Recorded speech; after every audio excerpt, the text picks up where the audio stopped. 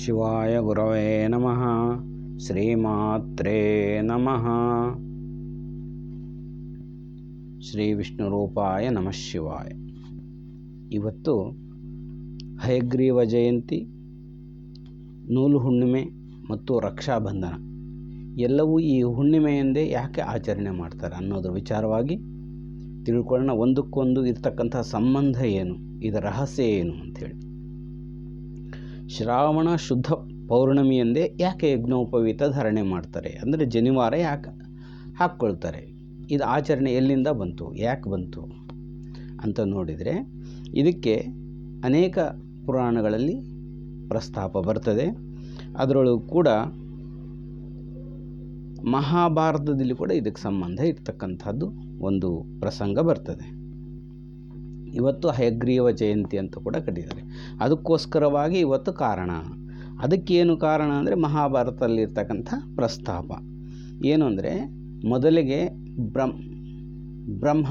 ಬ್ರಹ್ಮನಿಂದ ದೇವತೆಗಳು ಸೃಷ್ಟಿ ಆಗ್ತದೆ. ಅಂದರೆ ಬ್ರಹ್ಮ ಸೃಷ್ಟಿಯಾಗಿದ್ದೇ ವಿಷ್ಣುವಿಂದ ಸೃಷ್ಟಿಯಾಗಿರ್ತಕ್ಕಂಥದ್ದು.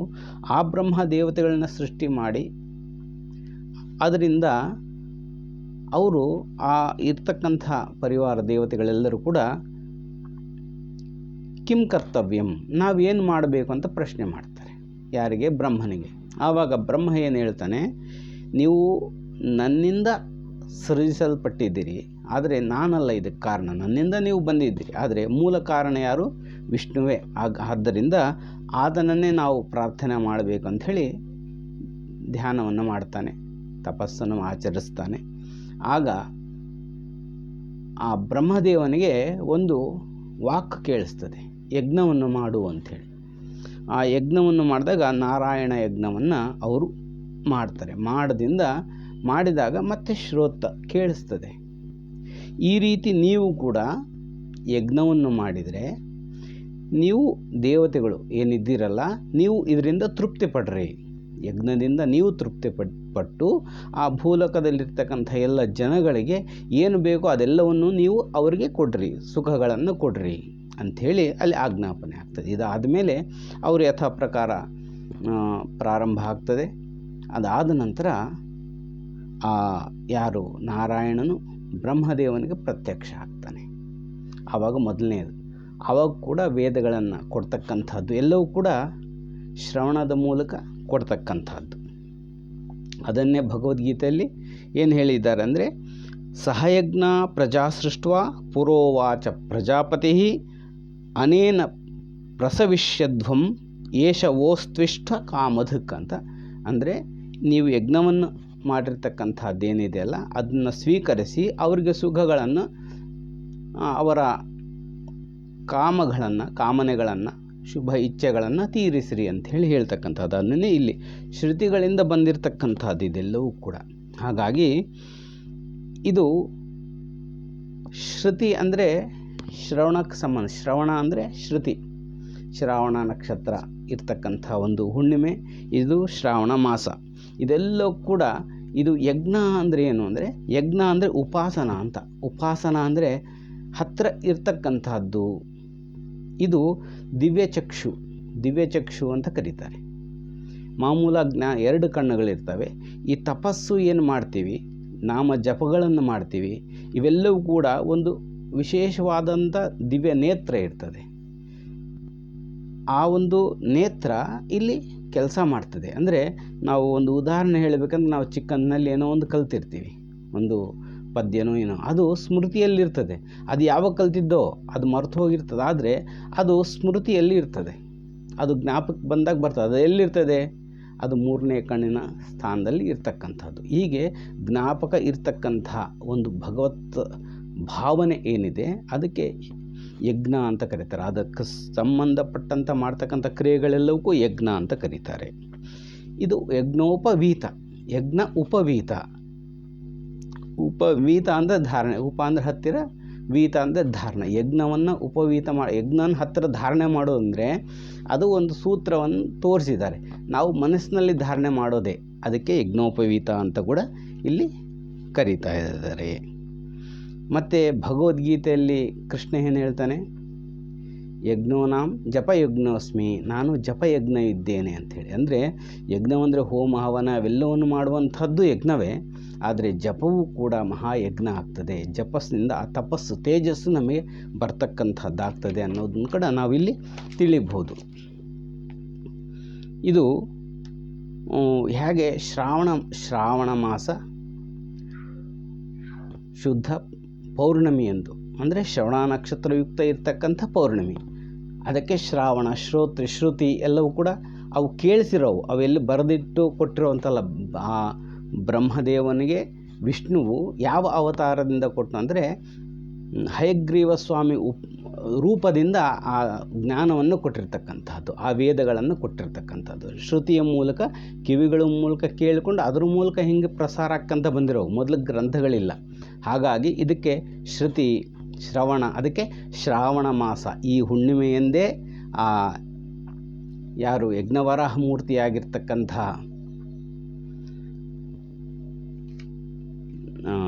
ನಮ್ಮ ಯಾರು ಹಯಗ್ರೀವ ಸ್ವಾಮಿಗಳು, ಹಯಗ್ರೀವರು ಆ ಜ್ಞಾನವನ್ನು ಪ್ರಸಾದ ಮಾಡಿದ್ದು. ಅದಕ್ಕೋಸ್ಕರ ಈ ಶ್ರಾವಣಕ್ಕೆ ಈ ಶ್ರಾವಣದ ಈ ಹುಣ್ಣಿಮೆಗೆ ಹಯಗ್ರೀವ ಜಯಂತಿಯನ್ನು ಮಾಡ್ತಕ್ಕಂಥದ್ದು. ಅದಕ್ಕೋಸ್ಕರ ಆ ಒಂದು ನೆನಪಿಗಾಗಿ ಆ ಯಜ್ಞ ಅಂದರೆ ಆ ಜ್ಞಾನವನ್ನು ನಮಗೆ ಕೊಟ್ಟಿರೋದ್ರಿಂದ ಅದನ್ನು ಪ್ರತಿ ವರ್ಷ ಕೂಡ ನಾವು ಉಪಾಸನೆ ಮಾಡ್ತಾಯಿದ್ದೀವಿ, ಪ್ರತಿ ವರ್ಷ ಇದನ್ನು ಮಾಡ್ತಾಯಿದ್ದೀವಿ. ಯಜ್ಞೋಪವೀತ ಅಂದರೆ ಆ ಜನಿವಾರ, ಅದಕ್ಕೋಸ್ಕರ ನಾನು ನಿತ್ಯ ಜಪವನ್ನು ತಪವನ್ನು ಒಂದು ಯಜ್ಞವನ್ನು ಮಾಡ್ತಾ ಇದ್ದೀನಿ ಅಂತ ಗುರುತು, ಅದು ನೆನಪು. ಅದರ ಮೂಲಕ ನಾನು ಸ್ಮರಣೆ ಮಾಡಿಕೊಳ್ಳಿಕ್ಕೆ ಪ್ರತಿ ವರ್ಷ ಯಾಕೆ ಮಾಡ್ತಿದ್ದೀವಿ ಅಂದರೆ ಇಲ್ಲಿವರೆಗೂ ಏನಾದರೂ ಯಜ್ಞಲೋಪ ದೋಷ ಆಗಿದ್ದರೆ ಅಥವಾ ಬಿಟ್ಟಿರೋದು ಅಥವಾ ಇನ್ನೊಂದು ಏನೋ ಆಗಿ ನಾನು ಲೋಪದೋಷ ಅದು ಕ್ಷಮಾಪಣೆ ಮಾಡಿ ಮತ್ತೆ ನಾನು ಈ ವರ್ಷ ಮತ್ತೆ ಪ್ರಾರಂಭ ಮಾಡ್ತೀನಿ, ಜಪ ಆದಿಗಳನ್ನು ಕ್ರಮವಾಗಿ ಮಾಡ್ತೀನಿ ಅಂತ ಪ್ರತಿಜ್ಞೆ ತಗೊಳ್ಳೋದೇ ಯಜ್ಞೋಪವೀತ ಧಾರಣೆ. ಅದು ಮುಖ್ಯ. ನಾವು ಸಾಮಾನ್ಯವಾಗಿ ಯಜ್ಞೋಪವೀತ ಧಾರಣೆ ಮಾಡಿದ್ವಿ, ಮತ್ತು ಮುಗೀತು, ಮತ್ತು ಮುಂದಿನ ವರ್ಷಕ್ಕೆ ಮತ್ತೆ ಧಾರಣೆ ಮಾಡೋದು. ಈ ಧಾರಣೆ ಮಾಡೋದು ಒಂದು ಹಬ್ಬ ಮಾಡೋದು, ಆಮೇಲೆ ಕೈ ಬಿಟ್ಬಿಡೋದು. ಯಾವ ಜಪ ತಪ ಏನೂ ಇಲ್ಲ ಅಂದರೆ ಅದು ಅರ್ಥನೇ ಇಲ್ಲ, ಅದು ಹಾಕ್ಕೊಳ್ಳೋದಕ್ಕೆ. ಯಜ್ಞ ವೇದಗಳ ಆಚರಣೆ ಮಾಡ್ತಕ್ಕಂಥವ್ರು, ವೇದ ಪಾರಾಯಣ ಅವರು ಇರ್ತಾರೆ, ಅವರಿಗೆ ಆ ಒಂದು ರೀತಿ ಇರ್ತದೆ. ಸಾಮಾನ್ಯರಿಗೆ ಕೂಡ ಈ ಯಜ್ಞೋಪವೀತ ಧಾರಣೆ ಅಂದರೆ ಆ ಮಂತ್ರ ಅನುಷ್ಠಾನ ಮಾಡ್ತಕ್ಕಂಥ, ಉಪನಯನ ಪಡಿಬೇಕಂದ್ರೆ ಭಗವಂತನ ಒಂದು ನಾಮಸ್ಮರಣೆ ಯಾವ್ದು ಮಾಡಿದರೂ ಸಾಕು. ಗೋವಿಂದ, ಕೃಷ್ಣ, ರಾಮ, ಇವು ಮಹತ್ತ ನಮ್ಮ ನಾಮಗಳೇ.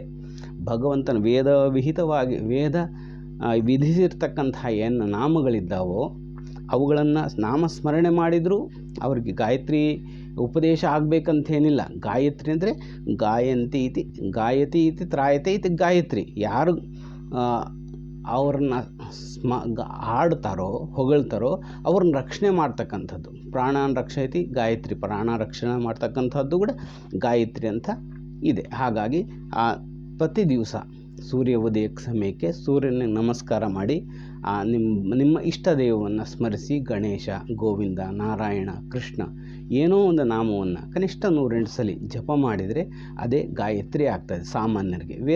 ವೇದ ಗಾಯತ್ರಿ ಇರ್ತಕ್ಕಂಥದ್ದು ಅವರು ಬೇರೆ ಮಾಡ್ತಾರೆ. ಇನ್ನು ಸಾಮಾನ್ಯರು ಕೂಡ ವೇದವ್ಯಾಸರು ಅನುಗ್ರಹ ಮಾಡಿದರೆ ಸರ್ವ ಗಾಯತ್ರಿ ಅಂಥೇಳಿ. ಅದೇನು ಅಂದರೆ ಸರ್ವ ಚೈತನ್ಯ ರೂಪಾಂ ತಾಂ ಆದ್ಯಾಂ ವಿದ್ಯಾಂಚ ಧೀಮಹಿ ಬುದ್ಧಿಂ ಯಾನಃ ಪ್ರಚೋದಯಾತ್. ಈ ಒಂದು ಮಂತ್ರ ಇದು ಎಲ್ಲರೂ ಕೂಡ ಗುರುಪದೇಶ ಇಲ್ಲದೇ ಎಲ್ಲರೂ ಪಠಿಸ್ಬೋದು. ಏನು ವೇದಗಾಯತ್ರಿ ಏನು ಜಪ ಮಾಡಿದರೆ ಏನು ಲಾಭ ಬರ್ತದೋ, ಏನು ಪುಷ್ಟಿ ಆ ಒಂದು ತೇಜಸ್ಸು ಬರ್ತದೋ ಅದೆಲ್ಲ ತೇಜಸ್ಸು ಈ ಮಂತ್ರದಲ್ಲಿ ಕೂಡ ಬರ್ತದೆ. ಅದರ ಅರ್ಥ ಏನು ಅಂದರೆ ಸರ್ವ ಚೈತನ್ಯ ರೂಪಾಂತಾಂ, ನೀನು ಸರ್ವ ಚೈತನ್ಯ ಸ್ವರೂಪಳು, ಎಲ್ಲದರಲ್ಲೂ ಚೈತನ್ಯ ರೂಪವಾಗಿ ಇರ್ತಕ್ಕಂಥವಳು. ಸರ್ವ ಚೈತನ್ಯ ರೂಪಾಂತಾಂ ಆದ್ಯಾಂ ವಿದ್ಯಾಂಚ ಧೀಮಃ. ಆದ್ಯಾಂ ಅಂದರೆ ಆದಿಯಿಂದ ಇರ್ತಕ್ಕಂಥವಳು, ಈಗಲ್ಲ ಯಾವಾಗಲೂ ಇರ್ತಕ್ಕಂಥವಳು. ವಿದ್ಯಾ ಅಂದರೆ ಜ್ಞಾನ ಅಂದರೆ ಆತ್ಮಜ್ಞಾನ. ವಿದ್ಯಾಂಚ ಧೀಮಹಿ, ವಿದ್ಯೆಯನ್ನು ಕೊಡು. ಬುದ್ಧಿಂ ಯಾನಃ ಪ್ರಚೋದಯ, ನನ್ನ ಬುದ್ಧಿ ಆ ಕಡೆಗೆ ಹೋಗುವಂತೆ ಪ್ರಚೋದನೆ ಮಾಡು ಅನ್ನುವಂಥ ಈ ಮಂತ್ರ ಅರ್ಥ. ಇದೊಂದು ಮಂತ್ರ ಜಪ ಮಾಡಿದರೂ ಆ ಗಾಯತ್ರಿ ಸಮಾನವಾದ ತೇಜಸ್ಸನ್ನು ನಾವು ಪಡೆದುಕೊಳ್ಬೋದು, ಈ ಒಂದು ಗಾಯತ್ರಿ. ಮತ್ತು ಈ ಯಜ್ಞೋಪವೀತದ್ದಾಯಿತು, ಅದು ಆ ಶ್ರುತಿಗಳನ್ನು ನಮಗೆ ಕೊಟ್ಟಿರೋದ್ರಿಂದ ಇವತ್ತು ನಾವು ಹಯಗ್ರೀವ ಜಯಂತಿಯನ್ನು ಆಚರಣೆ ಮಾಡ್ತೀವಿ. ಅದರ ಸ್ಮರಣೆ, ಆ ಯಜ್ಞವನ್ನು ನಾವು ಜ್ಞಾನವನ್ನು ತೆಗೆದುಕೊಂಡಿದ್ದೀವಿ ಅದನ್ನು ಸ್ಮರಣೆ ಮಾಡಿ ಅದನ್ನು ನಾವು ಮತ್ತೆ ಕಂಟಿನ್ಯೂ ಮಾಡ್ತೀವಿ, ಮುಂದುವರಿಸ್ತೀವಿ, ಆ ತೇಜಸ್ಸನ್ನು ಪಡ್ಕೊಳ್ತೀವಿ ಅನ್ನೋದಕ್ಕೋಸ್ಕರ ಇವತ್ತು ಯಜ್ಞೋಪವೀತ ಧಾರಣೆ ಮಾಡ್ತಕ್ಕಂಥದ್ದು. ಇನ್ನು ಮೂರನೇದು ಏನು ಅಂತಂದರೆ ಈ ರಾಖಿ ರಕ್ಷಾಬಂಧನ ಅಂತ ಕರಿತೀವಿ. ರಕ್ಷಾಬಂಧನ ಅಂದರೆ ಸಹೋದರರಿಗೆ ಕಟ್ಟುವಂಥ ಒಂದು ಸೂತ್ರ. ಇದು ವೇದದಲ್ಲಿ ಈ ಸಹೋದರಿಗೆ ಏನಂತಂದರೆ ಸ್ವಸಾರಂ ಅಂತ ಕರೀತಾರೆ. ಸ್ವಸಾರಂ ಅಂದರೆ ಆ ಒಂದು ಗರ್ಭದಿಂದನೇ ಬಂದಿರತಕ್ಕಂಥವ್ರು, ಅವರು ಇವರು ಬೇರೆ ಅಲ್ಲ ಅನ್ನುವಂಥದ್ದು. ಅವರು ಅಕ್ಕ ತಂಗಿಯರೇನಿರ್ತಾರೆ, ಅವರು ತಂಗಿಯವರು ಅಣ್ಣನಿಗೆ ಸಹೋದರನಿಗೆ ರಕ್ಷವನ್ನು ಕಟ್ತಾರೆ. ಯಾಕಂದರೆ ನೀನು ಚೆನ್ನಾಗಿರು ಅಂಥೇಳಿ. ಯಾಕಂದರೆ ಅವನು ಚೆನ್ನಾಗಿದ್ದರೆ ರಕ್ಷಣೆ ಮಾಡ್ತಕ್ಕಂಥವನು ಯಾರು ಅಂದರೆ ಸಹೋದರನೇ ಯಾವಾಗಲೂ ರಕ್ಷಣೆ. ಅಣ್ಣ ಯಾವಾಗಲೂ ತಂಗಿಗೆ ರಕ್ಷಣೆ ಮಾಡ್ತಾ ಇರ್ತಾನೆ. ತಮ್ಮ ಆಗಲಿ ಅಣ್ಣ ಆಗಲಿ ಅಕ್ಕ ತಂಗಿಯರಿಗೆ ರಕ್ಷಣೆ ಮಾಡ್ತಕ್ಕಂಥವನಾದ್ದರಿಂದ ಅದು ರಕ್ಷಾಬಂಧನ ಅಂದರೆ ಕವಚ ಸ್ವರೂಪ. ಆ ಭಾವನೆ ಇದೆಯಲ್ಲ, ಅದು ಕವಚ ಆಗಿ ಪರಿಣಾಮ ಬೀರ್ತದೆ. ಹಾಗಾಗಿ ಮಹಿಳೆಯರು ತಂಗಿಯಂತರು ಅಕ್ಕ ತಂಗಿಯರು ಅವ್ರಿಗೆ ಗಂಡು ಮಕ್ಕಳಿಗೆ ಕಟ್ಟುವಂಥದ್ದು ಇದು ಆಚರಣೆ. ಇದು ಅವರೇ ಕಟ್ಟಬೇಕಾ, ಮತ್ತು ಯಾರು ಕಟ್ಟೋಕ್ಕೆ ಇಲ್ವೇನು ಅಂತ ಅಂದರೆ ಇದು ಯಾರಿಗೆ ಬೇಕಾದರೂ ಕಟ್ಟಬಹುದು. ಇದು ರಕ್ಷಾ ಕವಚ. ಇದು ಇವರೇ ಕಟ್ಟಬೇಕು ಅಂತಿಲ್ಲ. ಯಾರು ಕಟ್ಟಬಹುದು ಅಂದರೆ ನಮಗಿಂತ ಹಿರಿಯರು, ದೊಡ್ಡವರು, ನಮ್ಮ ಮೇಲೆ ಶ್ರೇಯೋಭಿಲಾಷಿಗಳು, ಮತ್ತು ವೇದವೇತ್ತರು ಇರ್ತಕ್ಕಂಥವ್ರು, ಮತ್ತು ಋತ್ವಿಜರು, ಪುರೋಹಿತರು, ನಿತ್ಯ ಜಪ ಯಜ್ಞಾದಿಗಳನ್ನ ಮಾಡ್ತಕ್ಕಂಥವ್ರು ಏನಿದ್ದರೆ ಅವರಿಂದಲೂ ಕೂಡ ನಾವು ಕಟ್ಟಿಸ್ಕೊಳ್ಬೋದು. ನಾವೇ ಸ್ವತಃ ಕೂಡ ಈ ಮಂತ್ರವನ್ನು ಹೇಳಿ ನಾವು ಕಟ್ಕೊಳ್ಬೋದು. ಅದಕ್ಕೊಂದು ಮಂತ್ರ ಇದೆ. ಏನ ಬದ್ಧ್ವಾ ಬಲೇ ರಾಜ ದಾನವೇಂದ್ರೋ ಮಹಾಬಲಃ ತೇನ ತ್ವಾಂ ಅವಿಬಧ್ನಾಮಿ ರಕ್ಷಮಾಚಲ ಮಾಚಲ. ಈ ಮಂತ್ರ ಏನ ಬದ್ಧ ಬಲೇ ರಾಜ ದಾನವೇಂದ್ರೋ ಮಹಾಬಲಃ ತೇನ ತ್ವಾಂ ಅವಿಬಧ್ನಾಮಿ ರಕ್ಷಮಾಚಲ ಮಾಚಲ. ಈ ಮಂತ್ರವನ್ನು ಹೇಳಿ ನಾವೇ ಸ್ವತಃ ಕೂಡ ಕಟ್ಕೋಬೋದು ರಕ್ಷ. ಇದು ಎಲ್ಲವೂ ಕೂಡ ಒಂದು ಸೂತ್ರ. ಆ ಜನಿವಾರ ಏನಿದೆ ಯಜ್ಞೋಪವೀತ ಅದು ಒಂದು ಸೂತ್ರವೇ, ಇದು ಕೂಡ ಸೂತ್ರವೇ. ಎಲ್ಲವೂ ಸೂತ್ರದ ಮೇಲೆ ಇರ್ತಕ್ಕಂಥದ್ದು. ಆ ರಕ್ಷೆ ನಮಗೆ ಸಿಗ್ತಕ್ಕಂಥದ್ದು ಇದರ ಮೂಲ ಉದ್ದೇಶ ಇರ್ತಕ್ಕಂಥದ್ದು. ಹೀಗೆ ಬಲಚಕ್ರವರ್ತಿಯು ಕೂಡ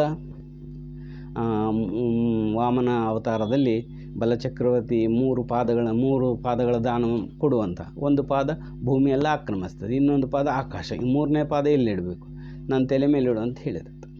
ಆ ವಿಷ್ಣು ತಲೆ ಮೇಲೆ ಇಡಲಿಲ್ಲ, ಅವನು ತಗೊಂಡೋಗಿ ಪಾತಾಳ ಲೋಕದಲ್ಲಿ ಇಟ್ಟ, ರಸಾಲ್ತಲದಲ್ಲಿಟ್ಟು ಅವನನ್ನು ಸಂರಕ್ಷಣೆ ಮಾಡಿದ. ಅಲ್ಲಿ ರಕ್ಷಣೆ ಮಾಡಿದ್ದ, ಅವನು ಬಂಧನ ಮಾಡಲಿಲ್ಲ. ಅದು ರಕ್ಷಾ. ಭಗವಂತನ ರಕ್ಷೆಗೆ ನಾವು ಒಳಪಟ್ಟಿವಿ ಅನ್ನುವಂಥದ್ದೇ ಸೂಚನೆ ಮಾಡ್ತಕ್ಕಂಥದ್ದೇ ಈ ಒಂದು ರಕ್ಷೆ ಕಟ್ಟುವಂಥದ್ದು.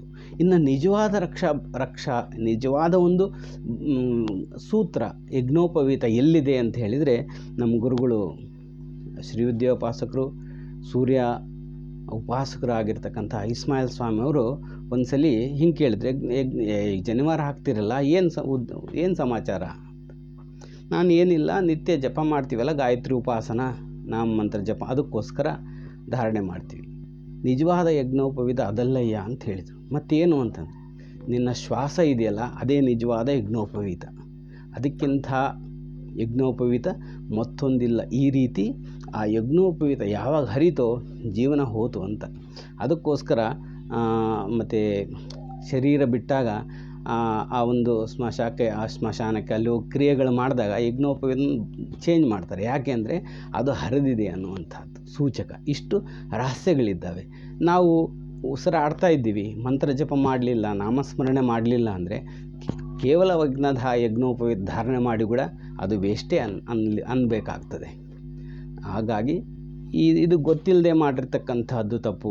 ಪ್ರಾಯಶ್ಚಿತ್ತ ಏನೋ ಸ್ವಾಮಿ ಇಲ್ಲಿವರೆಗೂ ತಿಳಿದೆ ಮಾಡಿದ್ದೀನಿ, ಇನ್ಮೇಲೆ ತಿಳಿದು ನಾನು ಮಾಡ್ತೀನಿ ಅಂತ ಒಂದು ನಿರ್ಧಾರ ಮಾಡಿ ನಿತ್ಯ ಅನುಷ್ಠಾನ, ನಾಮಜಪವೋ, ಉಪದೇಶ ಇಲ್ಲ ಅಂದರೆ ನಾಮಜಪವೋ ಮಾಡಿದರೂ ಅದು ಒಂದು ಉತ್ತಮವಾದಂಥ ಒಂದು ಸಾರ್ಥಕತೆಯನ್ನು ಕೊಡ್ತಕ್ಕಂಥ ಒಂದು ಕ್ರಿಯೆ ಆಗ್ತದೆ ಈ ಒಂದು ಸಂದರ್ಭದಲ್ಲಿ. ಹಾಗಾಗಿ ಈ ಒಂದು ಪೌರ್ಣಿಮೆಯ ದಿನ ಎಲ್ಲರೂ ಕೂಡ ಅದಕ್ಕೇನು ಅಧಿಕಾರ ಬೇಕಂತಿಲ್ಲ. ಭಗವನ್ ನಾಮ ಸ್ಮರಣೆ ಮಾಡಲಿಕ್ಕೆ ಸರ್ವರೂ ಅಧಿಕಾರಿಗಳೇ. ಹಾಗಾಗಿ ನಾಮವನ್ನು ಸ್ಮರಣೆ ಮಾಡ್ಬೋದು, ಅಥವಾ ಸರ್ವ ಚೈತನ್ಯ ರೂಪಾಂತಾಂ ಶ್ಲೋಕ, ಅದನ್ನು ಮಂತ್ರ, ಅದನ್ನು ಕೂಡ ಜಪ ಮಾಡ್ಬೋದು. ಹೀಗೆ ನಿತ್ಯ ಅನುಷ್ಠಾನ ಮಾಡಿ ನಮ್ಮ ತೇಜಸ್ಸನ್ನು ವೃದ್ಧಿಗೊಳಿಸ್ಕೊಳ್ಳೋಣ. ನಮಗೇನು ಬೇಕೋ ಎಲ್ಲವನ್ನೂ ಪಡೆದುಕೊಳ್ಳುವಂಥವರಾಗೋಣ ಅಂಥೇಳಿ ಮುಗಿಸ್ತೇನೆ. ಶಿವಾಯ ಗುರುವೇ ನಮಃ. ಶ್ರೀಮಾತ್ರೇ ನಮಃ.